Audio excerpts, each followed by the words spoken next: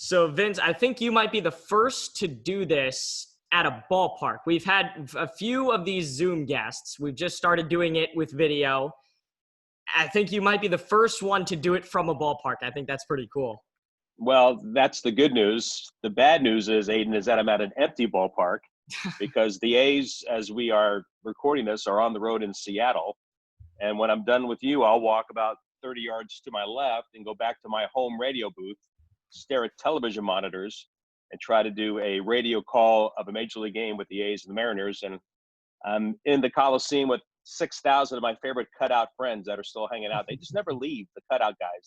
They take their seat and they stay 24 hours a day. So that's what we've got going on right now. I think that's called dedication, right? The most dedicated fans you'll ever see. It's definitely something. I don't know if dedication is the right word. They might be trapped for all I know. You know what? A lot of places worse to be trapped than a baseball field. So that is true. So you're there, and you're going to call a game that's in Seattle tonight. Have you done an away game yet, or is this your first real experience and first series kind of doing it? This is our first regular season series that we've done. We did one last night. The A's lost that game 5-3, and we relied on our folks here at NBC Sports California. Their truck is here. Their director and their producer are downstairs and providing us with their pictures in coordination with the folks up in Seattle. We did a Bay Bridge exhibition game between the A's and the Giants, which was done by strictly the Giants side because we didn't televise it. And that was our first one. It was challenging. The delay, getting the right camera angles, getting a chance to actually see the ball off the bat, learning where to look on the monitors. And it's going to continue to be a work in progress for me and everybody that does what I do around baseball, for sure. What is your setup in the booth? Obviously, for an away game, you're getting your monitors, but take me through a setup for a home game. Is it that much different than what you would? I know everybody's kind of got a different setup. Is it that much different than what you would normally get for a home game? Other than the monitors, it's the same. What you are trying to avoid doing is when you watch the monitor and you see the ball put in play on the monitor, my eyes would directly go to the field. And all that's on the field now is grass, and sometimes the sprinklers go on. So that's a bit of a challenge to try to stay away from. But the scorebook's in front of me, my little notebooks, my little Linus security blanket stuff that I keep in front of me with media guides and notes are all next to me. The difference that I have and all of us are going to have this year, and we'll have challenges moving forward, is we all get a chance to spread out this year because everybody's in separate booths, not just here, but around baseball in different stadiums. So I'm in the home radio booth. Ken Korak, my partner, is 25th year with the club. He's to my left in the visiting television booth. And to my right, which is normally the television home booth, is simply occupied by the cameraman and the stage manager.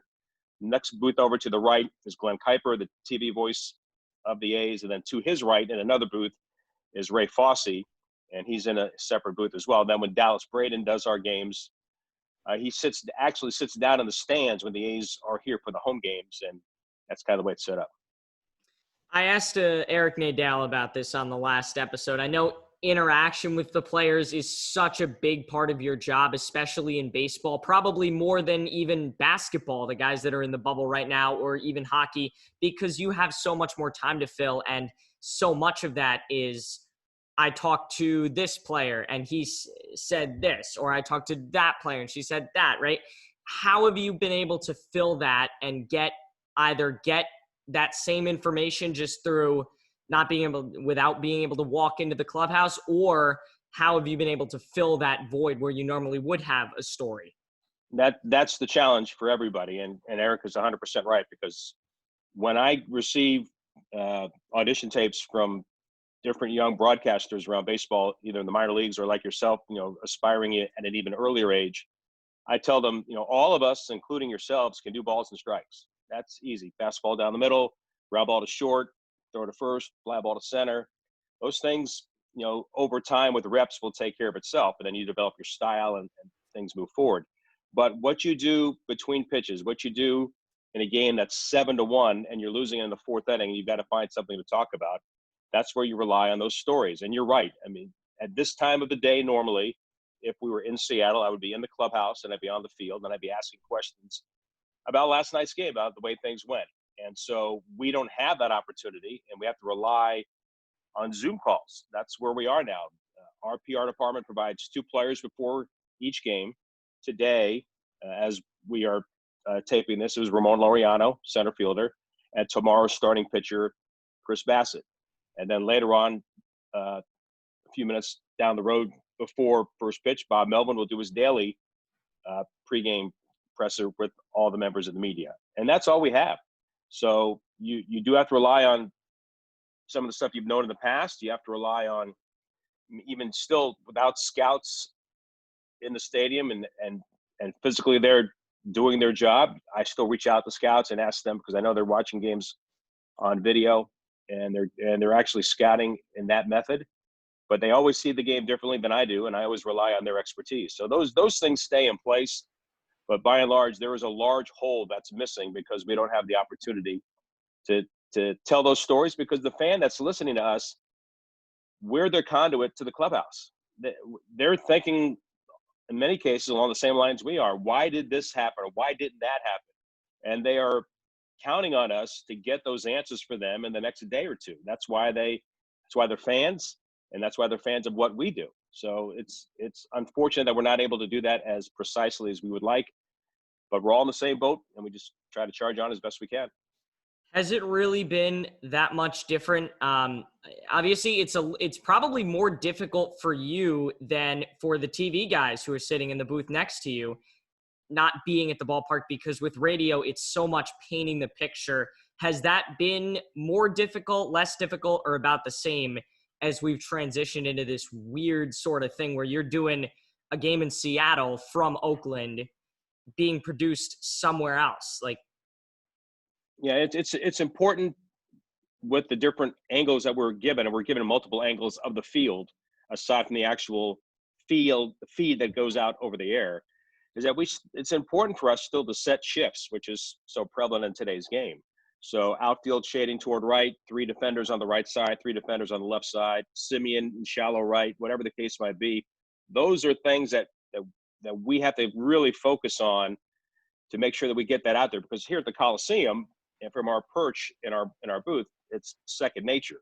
But focusing on that particular high home shot that's provided by every broadcast, you have to focus on that to find the setup, because it's right in front of you normally when you're doing the ball game. So those things are work in progress, but it's important to us in that regard to paint that picture as best we can. There's no substitute for being there. There's no substitute for having that feel of being inside that stadium on that given night. And in that series, just what's been happening, leading up to a certain point in the game. So, but again, we're all dealing with it. I know it's certainly been difficult for you, and we can get to your career in just a second. But first, I want to ask, what are you getting in a booth in terms of feed? I know I've seen a couple of Twitter videos and a couple of other things. What are you getting besides the feed of what's going on NBC Sports California? What else are you getting during a game? We have two monitors, and the smaller monitor has the actual game feed thing that's going out over the air. Then there's a larger monitor that has 4 different angles: high home, scoreboard, and then pitch clock, and then usually something else, and that varies. Pitch clock is important, or not the pitch clock, but actually the clock that takes you into breaks, and that's very important, especially for the TV guys, because we're all being timed. They got to get the commercials in, as do we, and that's what we rely on. Some people would have as many as 6 or 9 different angles on the one larger monitor, but that makes the crucial ones that you're looking for, particularly the high home, smaller and more difficult to read the ball off the bat once contact's made, which you're relying on the director, and you're hoping that they can get you to where the ball is in a timely fashion, so you're just not stumbling through your radio play-by-play call, because you really have no idea where the ball is. We have no idea, when the ball's hit in the air, and which is something you're going to hear a lot from coast to coast, because we have no other place to go. Ball is lifted. We've got all these crutch words we're going to have to use, because we're not sure initially, once contact is made, is it on the infield? Is it deep? Is it is it just a routine play? Occasionally with the swing and the contact, you can you can kind of dig down into some of that. But there are more occasions where when the ball is put in play, especially in the air, you're at the mercy of the quickness of the cut and the quickness of your eyes in this new circumstance, staring at a monitor to pick up, where the ball is, how far it's traveling, and what degree of difficulty lies ahead for the defender. I always get everybody out on this to start the podcast. When did you decide that you wanted to be a broadcaster? How did you decide? Take me through that decision. Well, I was born in Brooklyn, New York. In 1960, we moved to Florida when I was 5 in 1965. And we went back to New York for a funeral for one of my grandparents when I was 14. And we were in my cousin's apartment in Brooklyn. My cousin who pitched high school, threw back-to-back no-hitters, same high school as Sandy Koufax, Lafayette High School in Brooklyn, New York, went to Manhattan College and pitched. And we were watching the Knicks on television. It was April of 74, I think it was. We're watching the New York Knicks on television. And my cousins, at that point, turned the TV volume down and turned Marv Albert on, doing the game on radio while watching the game on television. And baseball was always my favorite sport. I was a Yankee fan. Thurman Munson was my favorite player. I also knew that I was not going to be Thurman Munson, and I wasn't going to go very far on the field. So while it was a basketball moment that really planted the seed, I knew that baseball was the path I wanted to take. So that's kind of where it started. Played 1 year of football in high school. Wrote for the newspaper. Was a PA announcer for the high school. Then went to the University of Central Florida. And fortunately, back then, as a freshman, I was able to get on the air as a freshman my first semester. So I was doing some on-air music shifts, but I also got a chance to get my foot in the door to begin, the path of play-by-play: football, basketball, baseball, soccer, doing sports reports, doing sports features, and all that happened through the years that I was at UCF, and allowed me to kind of just kind of set that foundation of getting those reps. While I was at UCF, I was accepted at NBC Network in New York as an intern, and it was simply off of a phone call. And I tell people this all the time, kids that are looking for internships, I always tell them, start at the top, make them tell you no, and work your way down the list. And New York didn't tell me no. And the plan was I was going to be with Marv Albert. That was the dream come true. I was going to work with Marv in the summer of 1981. And I got up there, and the first thing they told me when I was gathered with all the interns, that I'm not working with Marv Albert. He's not going to be around. He's going to be on vacation, union situations. We're going to make it very difficult for me to really get anything out of it. Moved me to the radio side, network radio, and that was fun. I learned a lot of things about actually writing scripts and taking in actualities, and got a chance to go to the Olympics with them in 1988 because of those connections. So that's how it all started. First minor league games were actually at our college radio station in 1981. Tom Kelly was the manager of the Orlando Twins. Frank Viola, Gary Gaetti, Tim Tuffle. A lot of good players were on that Double-A team. And then my first full-time job was 1984 in Lynchburg, Virginia. Couple of things I want to get to on that. First of all, the whole music thing, that's kind of where you got your start. I feel like I've heard a lot of guys do that, especially those that start at the college radio station. Does that help you at all when you're on the air? Like, did that help you at all in terms of sports broadcasting, or was it just purely the on-air reps regardless of what you were talking about? Whatever opportunity they were going to give you to actually turn a microphone on is what you got. And basically as a first semester freshman, I was going to do that because my plan was to go to UCF for 1 year and transfer to Florida State. Because my two oldest brothers went to Florida State. I'd gone to football games, had the big college atmosphere, watched Florida State games, Florida State Miami games. So I thought I wanted to be a part of that, but because I was already on the air as a freshman, it made no sense for me to leave. So yeah, the one thing I learned about that is probably keep your real name, because as the DJ at WUCF, I was Vince Conti, and that didn't last very long, thankfully. Then I went back to being me, and just continued to try to work on my craft as best I could, make as many mistakes as I could, and fortunate that I could, open the mic. And I still have very close friends from those days, from the 70s, that we've worked together. We remember great memories of doing, small college football games before UCF became the power they are now. Going back to the decision to get to UCF, and obviously it wasn't the power that it was now, it's really still not exactly what I would think of as a broadcasting school. What was behind your decision to attend? Well, it was home. I mean, I grew up in Orlando, so that was the easiest thing. And again, the initial plan was just to go there for a year. But while I'm standing in line in the student union registering for classes, the college radio station was blaring their signal and blaring the music out to everybody standing in the commons. So that kind of attracted me. And the radio station, you couldn't hear from me to the end of the press box. I mean, it was a 10-watt station. But there was, for whatever reason at that time, there were people that were passionate about music, people that were passionate about news, people that were passionate about engineering, passionate about sports. And we all kind of came together in this melting pot in a small little, 3-room studio that we thought was a network. And we treated it seriously. We tried to do the best we could every day.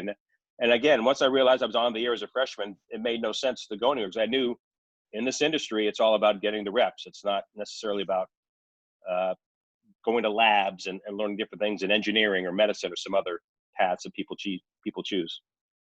You watched your son, Dominic, go to Arizona State, and now he's having a very successful career, one of the more up-and-coming guys in the business. Having seen that and having attended a smaller school, which one would you say that you would more recommend? Well, the thing that Dominic and I have in common is the thing that young people that are making this decision have to weigh. Even though he went to a larger school in Arizona State, and we live in Phoenix, so it was home for him as well, although he moved downtown on campus. As a freshman, as was the case with me, he was on the air in his first semester as a freshman.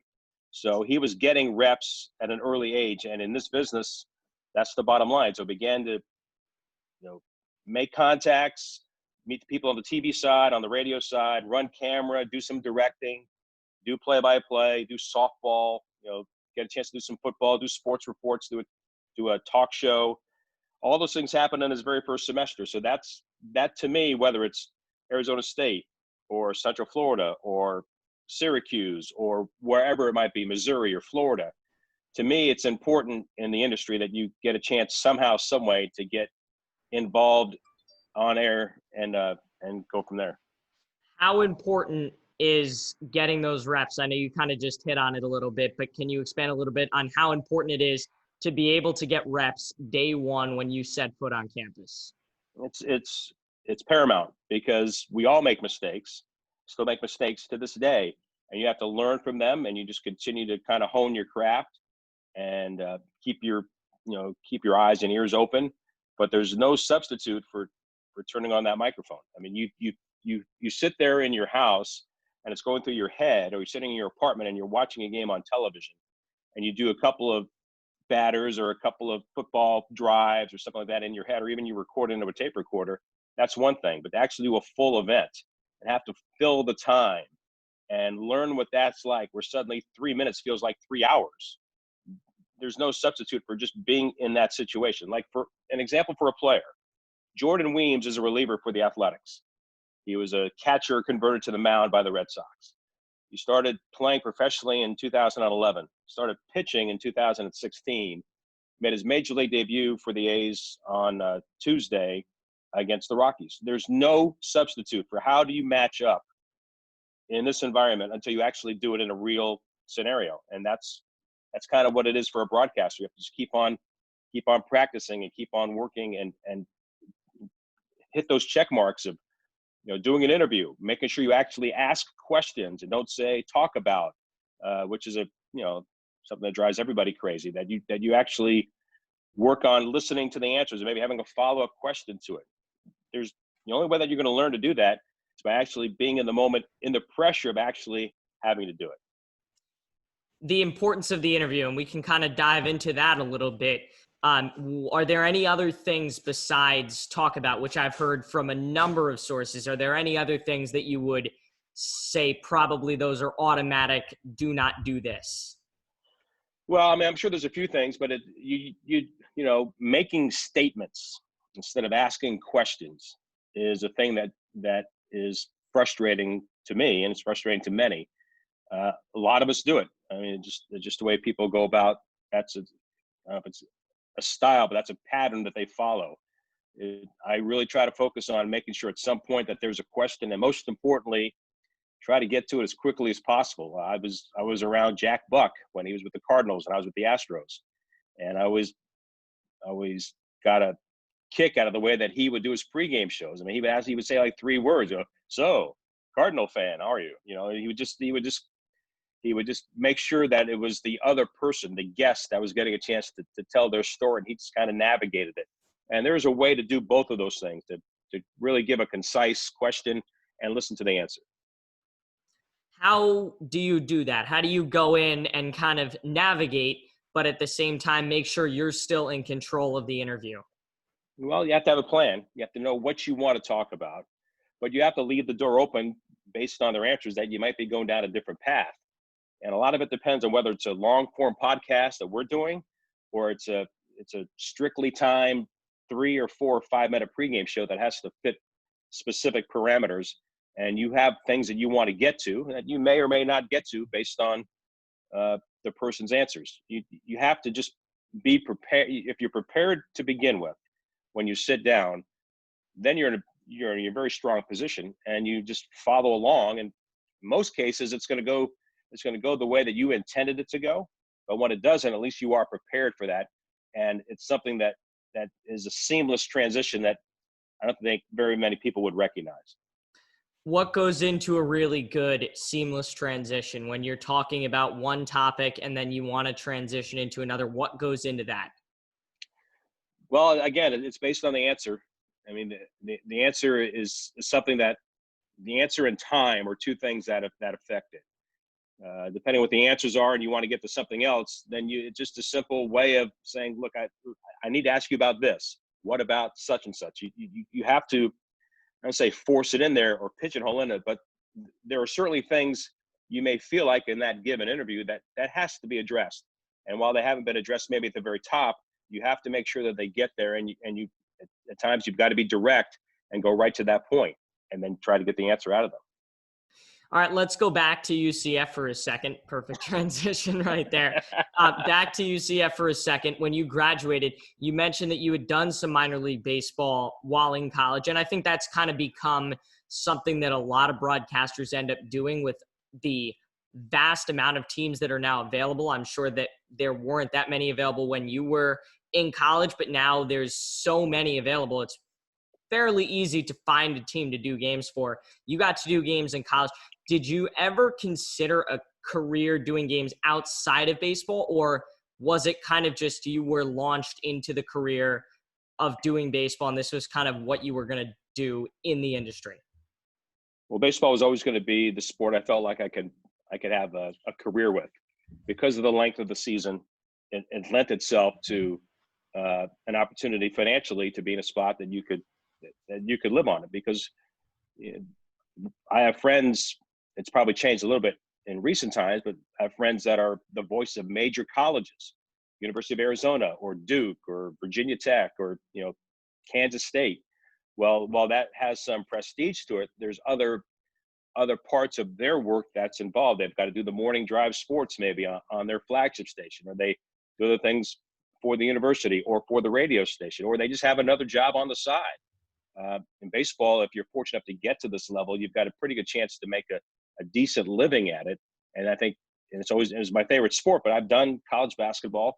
I've done USFL football as well. So, I mean, I've done other sports. I knew that this was going to be the path. And once I started a family, being away as long as I was for 6 months, it made no sense to say I'm going to be away for these 12 or 14 other weekends as well, because I wanted to be home.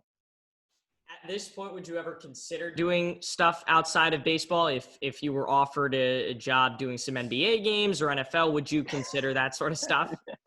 I don't think they're knocking my door down. I think I'm a little bit out of the realm of what they're looking for. Sure, I mean, you'd always listen, but I know where my place is. I've run that rodeo. I'm certainly not looking for that stuff. There are guys in this industry that do aggressively pursue each and every opening, in every sport, both professionally and collegiately. I'm not that person. I'm happy with where I was. I was fortunate enough to this point to have a decent career and a long career, and that's where it's going to take me. What was the experience like for you looking for a job once you got out of college? I know some people, it kind of just happens and they're able to get it very soon. Some people, it takes a little bit more push. Which one were you? Mine was the former because every broadcasting job that I've had has been through somebody. It hasn't been through a formal interview process and, hey, you're one of the final candidates.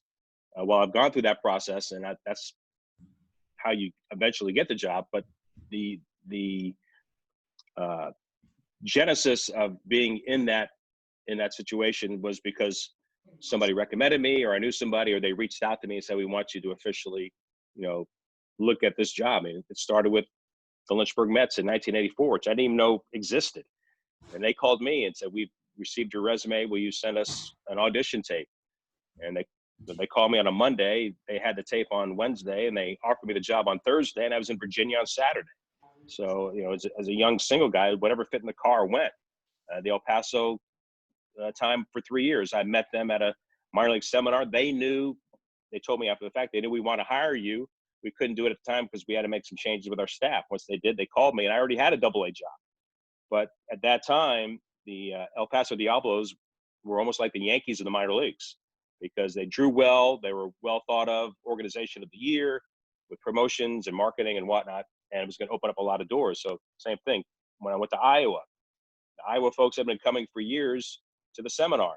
So I met their GM, and then they suddenly had an opening. They called me and said, would you come be our radio guy?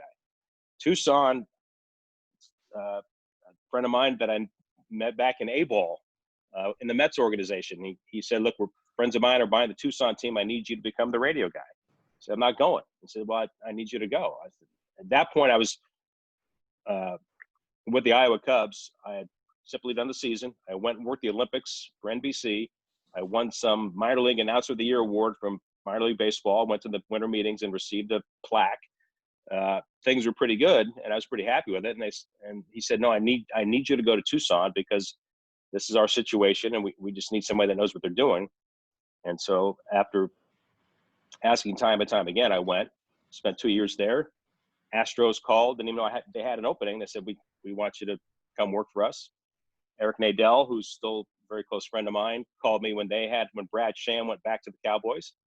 Said, you're the guy. I'm going to send your stuff in.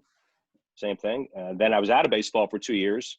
And unfortunately here in Oakland, the revered Bill King passed away unexpectedly. But I knew Ken from our time back in 1989, working in the PCL. He was in Vegas and I was in Tucson. And this is 2006.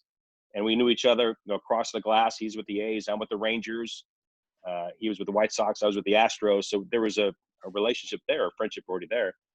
And two people from the A's reached out to me and said, we'd like for you to apply for the job. And that's how I got it. So it is important, in my opinion, to make sure that you develop those contacts and keep in touch with those contacts and understand that sometimes things are going to be happening behind the scenes that you're not even aware of. And it worked out for me all along the way. You mentioned you only really got the opportunity to do the A's games because the wonderful Bill King passed away. Did you know that job was going to happen? Can you speak a little bit more to what the job process was like? And was it different than what the process might have been like doing Rangers games or doing applying for any other job where it was kind of just an opening versus this guy just passed away and now they need someone to fill it in a timely manner? It was devastating in the Bay Area because Bill had done the Warriors when they first won the NBA title back in the 70s. He was with the Raiders in their heyday with John Madden. And he was in a great renaissance with the Athletics and gone to 3 World Series with them and a lot of good young players, the Moneyball era and everything. And Bill is beyond excellent at every sport that he had done. And he was a perfect fit for the Bay Area just because of the way that he conducted himself. And I knew Bill because I was, another broadcaster. We would exchange information. We would talk before games when I was with the Rangers and he was with the Athletics. But I was out of baseball for 2 years. And I applied for multiple jobs in 2004, 2005, but I couldn't even get a phone call. It's a very subjective situation to be in. And then suddenly Bill passed away unexpectedly in October of 2005. And I got a phone call within 2 days. And then I was told, send my stuff in and the process began. And that's how it happened. But when I went on the air, spring training of 2006, the very first thing I did on the air was a long essay about Bill because the fans Didn't get a chance to say goodbye to him. He wasn't leaving, but he didn't get a chance to say goodbye. He didn't leave under his own terms. And I wanted to express my grief, express my gratitude, and express my understanding that you as a listener of A's baseball are still in mourning, and you're in pain, especially now the games have returned with spring training. And who's this other guy? And why is he on there? Why isn't Bill here? I made it very clear to them that in this essay that I'm not Bill. I'm not going to pretend to be Bill. And I'm just hopeful that you'll give me a chance to do the job the way that I do it. And hopefully over time, it'll be something that you can, understand and respect and also with the appreciation, because I have a great appreciation for Bill myself, but just allow Vince to be Vince and allow Vince and Ken to work together and see where that goes. And I've been fortunate that continued for 15 years. Filling in, not filling in, but taking over after Bill passed away must have been a very tough scenario for you. And I know you did the whole essay. And was it tough for you to take over for a legend? I'm sure that many have had feelings like Joe Davis taking over in LA and a number of others who have taken over for legends. Did you feel a little out of place when you were sitting in the booth, knowing that this isn't really, did it feel like your seat, or was it a little tougher to kind of make your way in? It was going to take time, and it did take time. It took time for me to understand, what my role was. And it took a very long time for the fans to accept who I was and allow me to do my job as best as I could. It was, a scenario that it wasn't that somebody retired, like Vin retired and you knew it was coming. And so there was for the Dodger fan, as painful as it was still to say goodbye to Vin left under his own terms, and the fans got a chance to say goodbye, which was lacking for the A's fans with Bill. So that put a lot of focus, a lot of pressure on making sure that I did my job as best as I could. But part of what I said in the essay, look, you're going to turn on the radio and you're going to the store to get a gallon of milk. And first and foremost, you're going to want to know what the score is. If I can't at least deliver that to you in a timely fashion, you're not going to care how funny or how glib or how exciting or how good my play-by-play is, because ultimately you want the score. And if you get the score, then you'll start offering a little more rope and allowing this person to make a share of mistakes and learn his way in the Bay Area, and we can form a partnership, and that's what's happened. Last three questions that I get everybody out on: a broadcaster that you've always wanted to meet and didn't get a chance to, dead or alive. I never met Marv Albert. He was the guy that started it all, and there's a running joke with friends of mine that I've worked with Marv. I've met Kenny several times, and we've talked about this, but I've never met Marv Albert, and that's the one that would still be at the top of the list. Favorite arena, or most likely stadium in your case, that you've ever gotten a chance to call a game from? Let's see. To be on this level, of course, there isn't a wrong answer. I think probably the history of the old Yankee Stadium is pretty high on the list. As a kid that grew up a Yankee fan, as a kid that grew up a Munson fan, my first major league game was watching the Yankees and the Royals in the 70s. The second would be Wrigley Field, not just because it's Wrigley Field and the history of Wrigley Field and all that comes with it, but that was the beginning of my honeymoon, because I just got married 2 days before over the All-Star break in 1991. And at the All-Star break, we went to Wrigley Field. So those would be the top two. What advice do you have to young kids that want to get into this business? Keep working. People are listening. And don't be afraid to send your work to people for critiques, and accept those critiques, in a manner that allows for you to grow as a broadcaster. You would be surprised how many times I've asked to do that, and I'm always willing to listen to people's work. And I always tell the person, look, this is one person's opinion. This is a very subjective business, but this is what I hear. Doesn't mean that it's right or wrong, but I'm just giving you my perception of what I'm hearing. And even with guys that send stuff all the time to, whether it's WFAN or it's KMOX or it's to a particular team, and that person in charge of that has a box of CDs or thumb drives or websites to listen to. I think that they listen to a moment or two of that more times than people give them credit for. And I asked the GM at the time at KNBR across the bay with the Giants, and I said, because I was asking about by my son, I said, "You get a lot of audition tapes. How do you handle that?" He goes, "What I do is I put the tape on, and I start walking around my office, and I start doing things. And if what I'm hearing is interesting enough, I will stop what I'm doing and I'll pay attention. And that'll be an indication that maybe this person has something that might be worth pursuing." And those are the ways that I see it.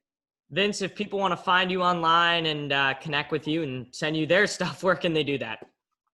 Well, I'm on Twitter at Vince Baseball, and that's the easiest place to start. And then we can probably DM from there and exchange some emails and some information. Much like with you with Eric, I mean, Eric Nadell recommended that I visit with you. So once that path starts, as you can see, there's a chain that's formed, and we're always willing to help. It's incredible the opportunities that young broadcasters have now, more so than I ever had, because of social media, because of different ways to communicate. That gives you chances to, hone your craft. If it's not necessarily play by play, but just doing things like this. Vince, appreciate it. You got it, Aiden. Anytime. Thank you.